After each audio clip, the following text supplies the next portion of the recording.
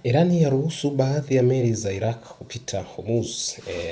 Vyombo vya habari vingi leo hasa DW imeripoti kwamba shirika la habari la serikali la Irani IRNA limesema Tehran imekubali kuruhusu baadhi ya meli za mafuta za Iraq kutumia mlango bahari wa Hormuz. Hatua hiyo imetajwa kuwa jibu la maombi ya serikali ya Iraq. Iran imetangaza kuwa imeziruhusu baadhi ya meli za mafuta za Iraq kupita katika mlango bahari wa Hormuz. Shirika la habari la serikali la IRNA la Irani IRNA limesema ruhusa hiyo imetolewa baada ya Baghdad kuwasilisha maombi yake kupitia njia mbalimbali. Kwa mujibu wa IRNA, suala la kupata kibali maalum kwa meli za mafuta za Iraq lilikuwa miongoni mwa maombi yaliyopewa kipaumbele wakati wa ziara ya spika wa bunge la Iran Mohammad Bagher Ghalibaf nchini Iraq. Hatua muhimu ya kuimarisha ushirikiano inachukuliwa kwa muhimu kwa ushirikiano wa kiuchumi kati ya nchi hizo mbili, hasa katika sekta ya nishati. Mlango bahari wa Hormuz ni mojawapo njia muhimu zaidi duniani kwa usafirishaji wa mafuta na gesi, ambapo sehemu kubwa ya nishati inayouzwa katika soko la dunia hupita katika njia hiyo ya kimkakati. Hayo ndiyo mambo yanaendelea huko nchini Iraq na Irani, na nafikiri kwamba ni mpango ambao wa serikali ya Irani kuona ni kwa namna gani waweze kukwepa vikwazo vya Marekani ambavyo vinatarajiwa kutangazwa hapo kesho kutwa Jumatatu. Kwa hiyo nafikiri ni mpango wa serikali ya Irani kuona kwamba ni kwa namna gani ataweza kukwepa vikwazo hivyo, na huenda kutumia njia hiyo kwa ajili ya kusafirisha mafuta ya kwao kwenda kuuza mafuta nje ya nchi, na hiyo kupunguza athari ya vikwazo ambavyo Marekani anataka kuvitangaza. Kwa hiyo nafikiri ni kwamba wanataka wajaribu kustabilize economic stability ambayo itasaidia kuhakikisha kwamba uchumi wa pale Iraq, uchumi wa Iran uendelee kuimarika, lakini sidhani kama wataweza hilo. Kumbuka Marekani amesema kwamba ataweka vikwazo mpaka washirika wa Irani ambao wanafanya nao biashara au wanafanya nao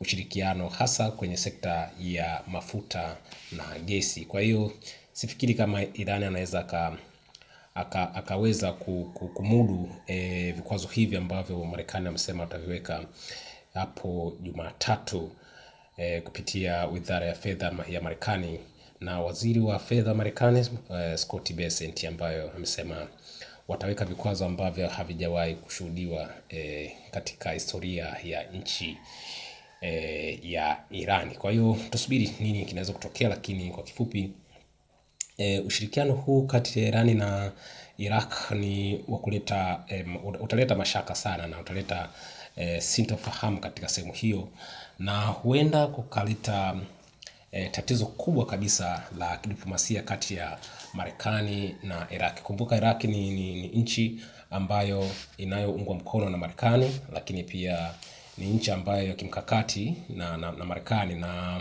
waziri mkuu pale nchini Iraq ambayo anafanya kazi vizuri na rais wa Marekani Bwana Zaid. Kwa hiyo sifikiri kwamba anaweza akafanya kitendo hicho, kwa sababu huenda wakaenda tofauti na serikali ya pale Washington. Kwa hiyo tusubiri nini kinaweza kutokea, lakini nafikiri kwamba ni mpango ambao Tehran wanaofanya kwa sasa, ili mradi kwamba kupunguza athari ya vikwazo ambavyo Marekani anataka kuvianzisha, na hizi sanction ambazo Marekani anataka zianzishe sasa huenda vikaathiri sana mfumo wa uchumi pale nchini Iran. Kwa hiyo tutegemee kwamba huenda kukatokea na economic crisis kubwa sana nchini Iran, na ikasababisha wananchi katika eneo hilo basi kupata shida, na huenda kukapelekea kuanguka kwa serikali au tawala wa Ayatollah ambayo kwa sasa inaongozwa na Mojtaba Al Said Khamenei ambaye ni mtoto wa Ayatollah Said Khamenei ambayo aliuawa tarehe 28 mwezi wa pili mwaka 2026. Kwa hiyo tusubiri nini kinaweza kutokea, lakini binafsi nafikiri mgogoro huu bado ni mbichi na bado mzozo utaendelea, na kwa sasa Marekani wameshindwa kupambana na Irani moja kwa moja kupitia jeshi na wameona bora kutumia nguvu za kijeshi, japokuwa Trump anaendelea kusema kwamba hatatoa ikiwezekana basi anaweza kufanya mashambulizi nchini Irani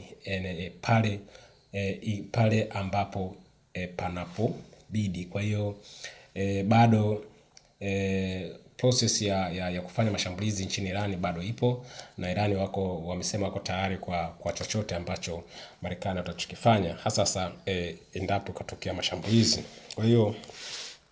Kila upande wamejipanga kwa vita na adui yake.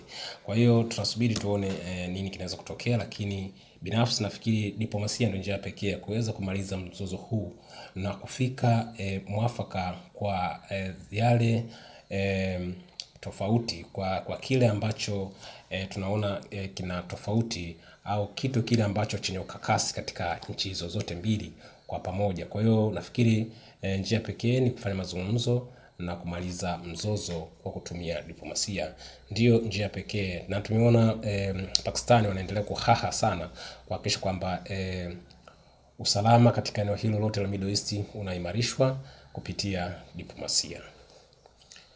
Jamani, asanteni sana na jioni njema.